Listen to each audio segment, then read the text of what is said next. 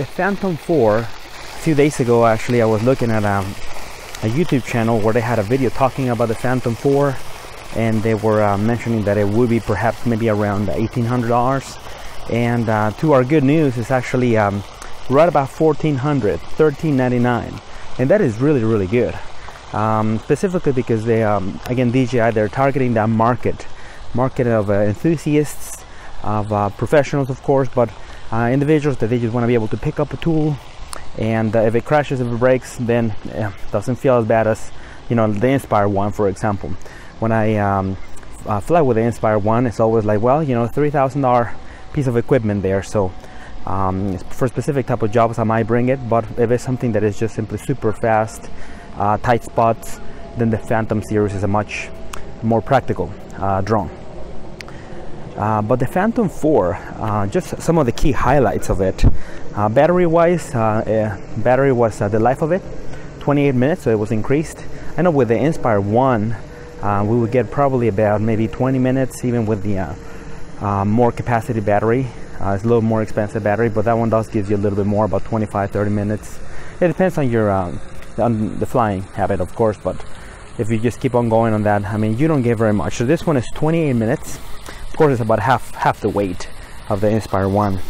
There was a lot of redesign. I was looking at the video that they uploaded, so it was very nicely redesigned. It's a very polished up drone. It has a reinforced gimbal. They also raised the propellers, which it helps on the fact that whenever you're flying at high speeds, you know, generally you can have that problem because the craft is kind of leaning forward. So you can, of course, the gimbal and everything is all programmed for it, but by raising the propellers, then they avoid that problem of the propellers getting on the way when you're flying fast and you don't want to mess up your shots. So that is very important. It has also new sensors in the front that, according to the video, almost looks like thermal vision. There you go. I mean, that's almost the way it looks, but it's the sensors pick up objects up to 50 feet in front of it and 30 feet underneath it, and that is very welcome, because now we're getting into what is called the second generation of drones. Just like cell phones, we started with the first Droid, the first iPhone, and little by little, so subtly, but now we're in, I've actually lost track of the generations, but I would guess that we're probably the fourth, fifth, somewhere around those lines. Again, I'm not a cell phone expert, but in regards to drones, this is the second generation, and second generation of drones are the ones, everything well timed for this year, is that drones are smart drones, such as the Lily camera. We're looking at the Karma, of course, that is going to be coming from GoPro, and then here the Phantom 4. And DJI, again, kudos to them. They're really pushing the envelope. They're really pushing forward first, just like they beat everyone else, or almost everyone else, with the Osmo, with a handheld stabilizer. And then they beat again, and I'm not saying beat in a bad way, I'm just simply saying that they came out first with it, and the products are good. My experience on their support, some people have said that the support is not very good, but every time I contact them, they are there to reply, and they've been able to really answer my questions right away, and they tell me, okay, this works, this doesn't work, and things of that nature. So it really I'm really happy that they're pushing out new products.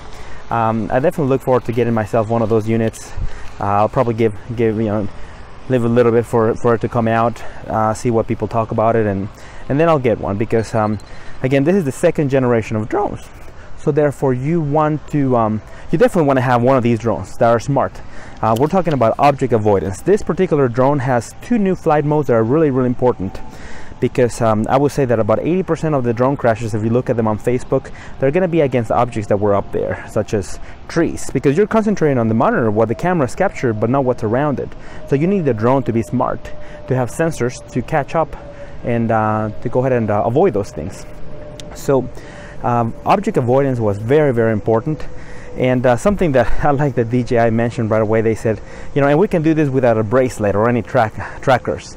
And indirectly, of course, they're talking about the Lily camera and drones such as those that you do need a bracelet.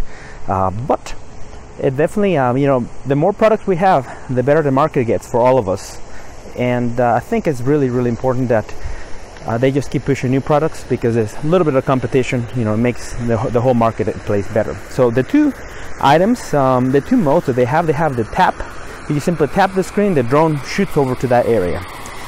They think they call it like flying by tap, or you know, tap by flying, something like that. Really, something real simple.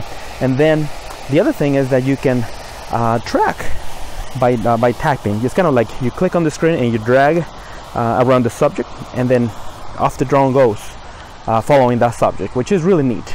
And again, it is at the same time, it is avoiding obstacles, and I can do a full stop if it really comes against, you know, maybe something that it cannot go around. I'll just do a full stop. Camera wise is still 4K. You can shoot 4K, 24, 25, 30 frames a second, 60, 120 at 1080p full HD. This is not a true upgrade as far as camera, you know, quality. I expect probably the Phantom 5 will be more of an upgrade in that, but this is more of an upgrade overall. The intelligence and the drone that is gonna avoid objects, have more robust flying modes that you will not have to. They're gonna be autonomous flying modes. That's really what those two modes are. So I just wanted to mention that. I think that in regards to that, you're gonna have more usable shots. And that's actually something that they do mention right away on the video, on the promotional video. But I want to cover this because I know that, you know, for really all of us cinematographers, and you know, for photographers, you're really looking at like, okay, what camera does it have now? Is it, you know, still 12 megapixels? You know, what is it shooting at? What's the bit rate? Again, it's 60 megabits per second. So it's still, you know, fairly good, and you know, during the daytime. Just keeping you posted on all these cool news, gadgets, anything that affects the photography, film industry. I definitely try to stay up on top of it, or as close as possible, and thought that you guys will be interested in this. Right, thanks so much for watching, and I'll see you guys next time.